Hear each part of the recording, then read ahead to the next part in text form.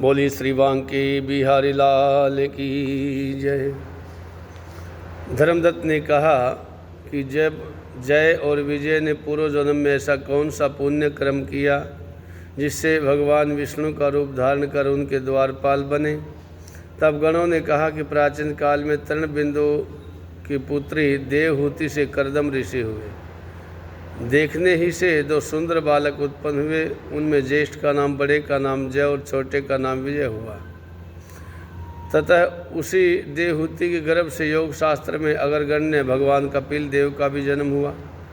जय और विजय दोनों सदा भगवान की भक्ति में तत्पर, संपूर्ण इंद्रियों के कार्यों को भगवान विष्णु में लगाने वाले बड़े धर्मात्मा हुए। दोनों नित्य प्रति अष्टाक्षर मंत्र का जप तथा भगवान विष्णु का व्रत करते। इन दोनों को सर्वदा पूजा के अवसर पर भगवान विष्णु दर्शन दिया करते। एक समय राजा के बुलाने पर यज्ञ कर्म में प्रवीण देव ऋषि गणों से पूजित ये दोनों यज्ञ में आए। उस यज्ञ में जय ब्रह्मा बने और विजय याचक बने। यज्ञ की विधि पूर्वक समाप्ति हुई। मरुत राजा ने यज्ञ के अंत में यज्ञान स्नान के बाद बहुत सा द्रव्य धन इनको दक्षिणा के रूप में दिया। लेकर के जय विजय अपने आश्रम की ओर आए। भगवान विष्णु के अलग अलग पूजन और प्रसन्नता के लिए दोनों द्रव्य को बांटने के लिए, धन को बांटने के लिए एक दूसरे से स्पर्धा करने लगे। जय ने कहा कि दोनों का समभाग कीजिए। विजय ने कहा नहीं, जितना जिसे मिला उतना ही उसका है। तब क्रोधवश जय ने अक्षुब्ध होकर के विजय को श्राप दिया कि तुम धन लेकर के देना नहीं चाहते हो तो इससे ग्राह बन जाओ। विजय ने उस श्राप को स्वीकार कर विजय को जय को श्राप दिया कि तुमने परमत होकर के मुझे श्राप दिया है, इससे तुम भी हाथी बन जाओ। तब नित्य पूजा के समय आए हुए भगवान विष्णु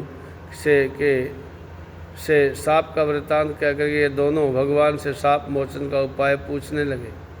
जय और विजय ने कहा, देव हम दोनों आपके भक्त हैं, ग्राह और हाथी की योनि में कैसे होंगे? हे कृपा सागर, इस श्राप से हमारा उद्धार कीजिए। भगवान विष्णु ने कहा, मेरे भक्तों की वाणी कभी असत्य नहीं होती, यमराज भी उसे अन्यथा नहीं कर सकते।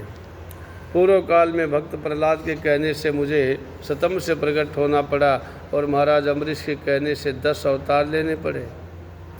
तुम दोनों अपने किए हुए सापों को भोग करके फिर मेरे लोक को प्राप्त हो जाओगे।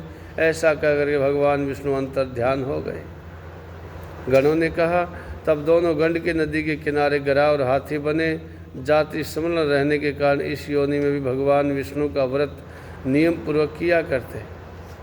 एक दिन कार्तिक की पूर्णिमासी को वह हाथी स्नान के लिए गंडकी नदी पर गया तो पूर्व की योनि के साप के कारण समर्ण करते हुए ग्राह ने हाथी को पकड़ लिया।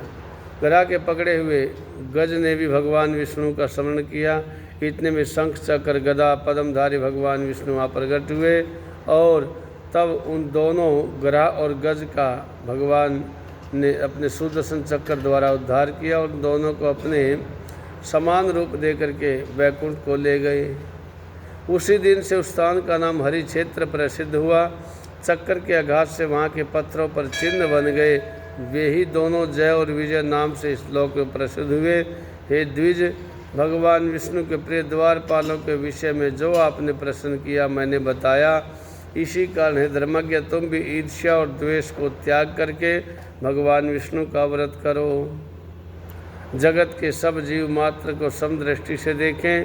तुला, मकर और मेष की संक्रांति में नित्य प्रातःकाल एकादशी का व्रत, तुलसी वन की रक्षा किया करो। गौ ब्राह्मण वैष्णव की सेवा में सदैव लगे रहो। व्रत करने वाले को मसूर, कांजी, बैंगन के सर्वथा त्याग देना चाहिए। हे धर्मदत्त, इसी बातें तुम भी शरीर छूटने पर भगवान विष्णु के परम पवित्र धाम में हम लोगों के समान ही गति प्राप्त कर लोगे। भगवान विष्णु के प्रसन्न करने वाले बाल्यकाल से किए गए इस व्रत के समान फल देने वाले तीर्थ, दान तथा यज्ञ एक भी नहीं है। हे विप्र, तुम धन्य हो क्योंकि तुमने जगत गुरु विष्णु भगवान को प्रसन्न करने वाला व्रत किया है।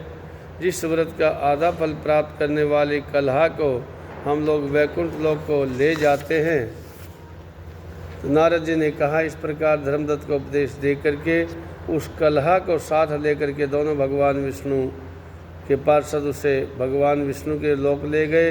धर्मदत्त भी उनकी इस बात का विश्वास करके भगवान विष्णु के व्रत में तल्लीन हो गया और देहांत होने पर दोनों स्त्रियों के साथ भगवान विष्णु के लोक को चला गया।